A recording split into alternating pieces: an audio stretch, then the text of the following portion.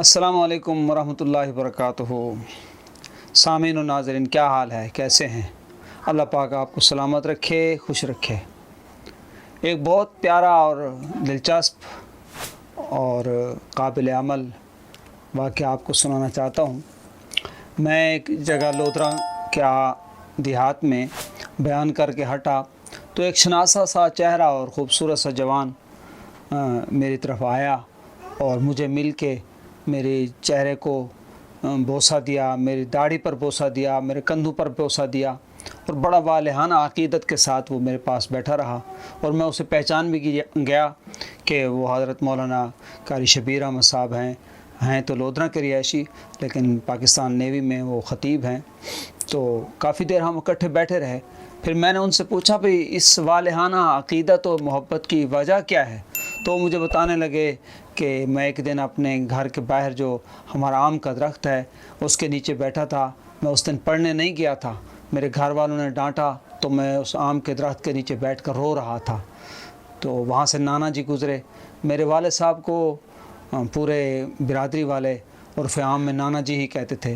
तो कहने लगे, नाना जी वहाँ से गुज़रे तो नाना जी ने मुझे बुलाया अपने पास और मेरे कपड़ों से मट्टी वगैरह झाड़ी, मुझे प्यार किया और कहा, क्यों रो रहे हो, क्या बात है?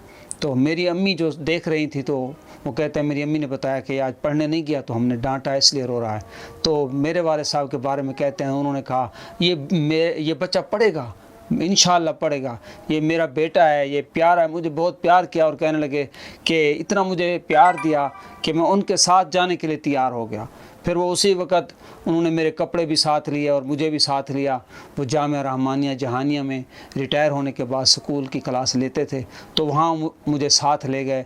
तो आज वो कहते हैं उनकी वजह से मैं कारी भी हूँ, उनकी वजह से मैं आलिम भी हूँ और कारी और आलिम होने की वजह से अल्लाह ने करम किया, मुझे नेवी में ख़तीब भी लगा दिया। अब मैं बरसर रोज़गार भी हूँ, अल्लाह ने इज़्ज़त दी है। ये सारी नाना जी की मेहनत है। तो भाई आज हमारे बुज़ुर्गों को भी चाहिए कि वो बड़ेपन के खौल से निकल आएँ और लड़ाई झगड़ों और गिले शिकवों के शोर से निकल आएँ और बाहर देखें, अपने घरों में, अपनी बिरादरी में, अपने रिश्तेदारों में देखें। बहुत सारे गौहर, बहुत सारे जौहर जो हैं किसी जौहरी के मुंतज़िर हैं। उन बच्चों को लेकर किसी अच्छे इदारे में दाखिल कर दें ताकि कल हमारे बच्चों में भलाई, खैर, नेकी, खिदमत, मोहब्बत मुंतकिल हो जाए और हमारी आने वाली नस्लें कामयाब नस्लें हों। बहुत शुक्रिया।